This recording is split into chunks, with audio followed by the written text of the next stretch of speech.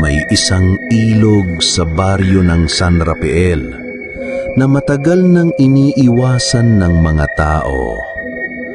Ayon sa matatanda, may lumang bahay sa kabilang pampang na itinayo noong panahon pa ng Kastila. Walang permanenteng nakatira doon. Lahat ng sumubok ay nawawala o umaalis na parang baliw. Isang hapon, nagpunta sina Ella, Jonas at Miko para mag-adventure. Matagal na nilang balak tawirin ang ilog at makita kung anong meron sa bahay. Walang multo, puro kwento lang yan, sabi ni Jonas, pilit nagpapakatapang. E di patunayan natin, sagot ni Ella. May nigiting pakiramdam niya ay mapapatay ang kaba. Nang makarating sila sa pampang, manipis ang ulap at mababa ang araw. Ang tubig sa ilog ay mabagal pero sobrang lamig, parang yelo na dunidikit sa balat. Pagdating nila sa kabilang pampang, tumambad sa kanila ang bahay. Malaki ito, gawa sa kahoy na kulay abo na parang nilamon na ng panahon.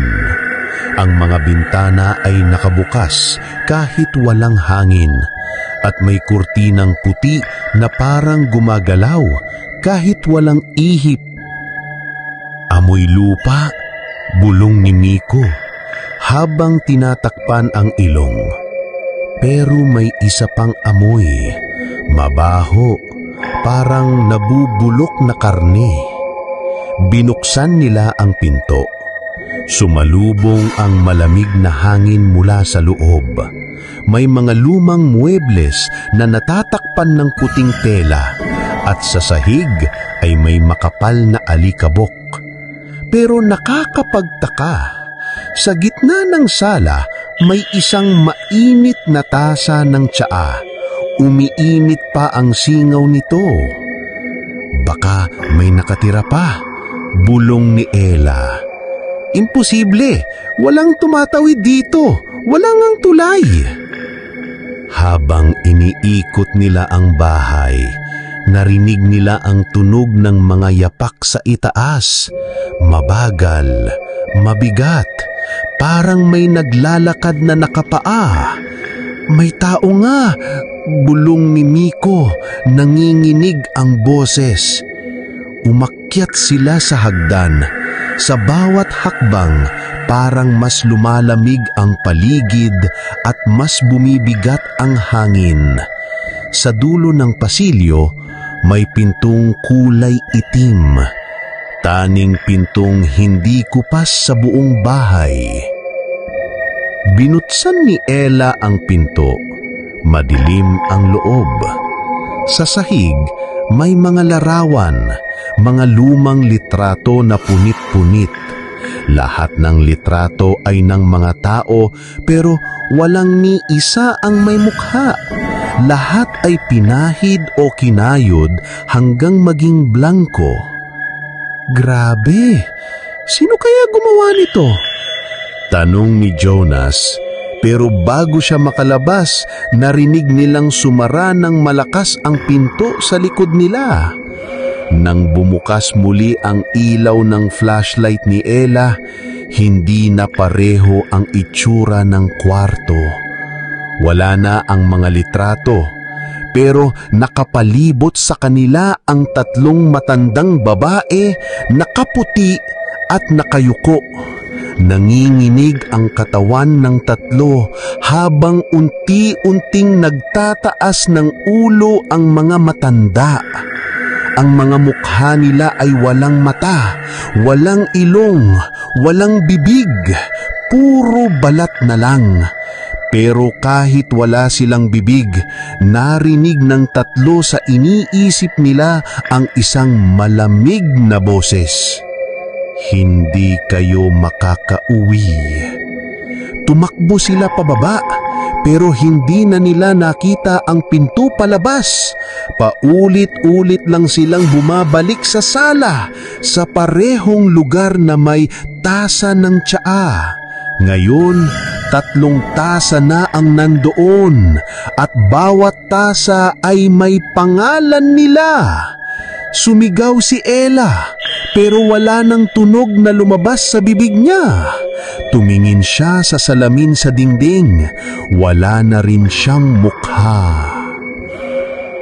Ilang linggo matapos iyon, may nakakita sa 3 bagong aniwaw sa bahay sa kabilang ilog.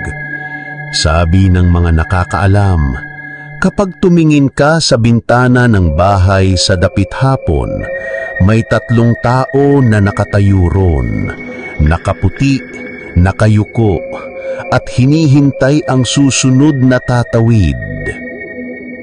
Alin na dulo? Yung walang umuuwi. Hindi alam ni Mang Ruben kung anong ibig sabihin nun, pero ramdam niyang tumindid ang balahibo niya.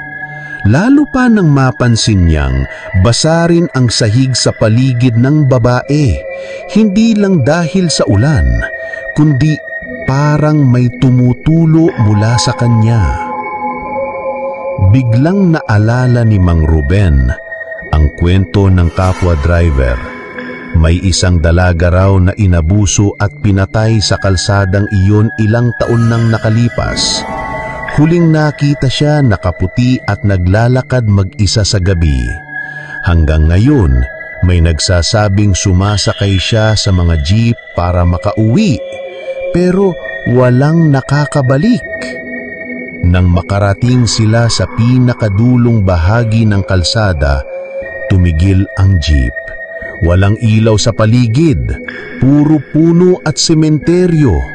Tumayo ang babae, dahan-dahang lumapit sa kanya. Doon lang niya napansin na wala itong paa, parang lumulutang sa sahig ng jeep. Mang Ruben, bulong nito. Salamat sa pagsakay. Pero bago siya makasagot, hinawakan ng babae ang kanyang kamay. Malamig, matigas, at biglang dumilim ang lahat. Nakita ng mga pulis ang jeep na nakaparkado sa sementeryo. May bukas ang pinto at umuulan pa rin. Sa loob, wala ang driver. Pero sa pinakadulong upuan, may isang basang puting damit na nakasangit at may bakas ng putik na parang papalayo sa sasakyan. Hanggang ngayon, tuwing malakas ang ulan at madaling araw, may babaeng nakaputi na nakikita sa gilid ng kalsada sa San Mateo. Kapag pinasakay mo, baka ikaw na ang susunod na huling pasahero.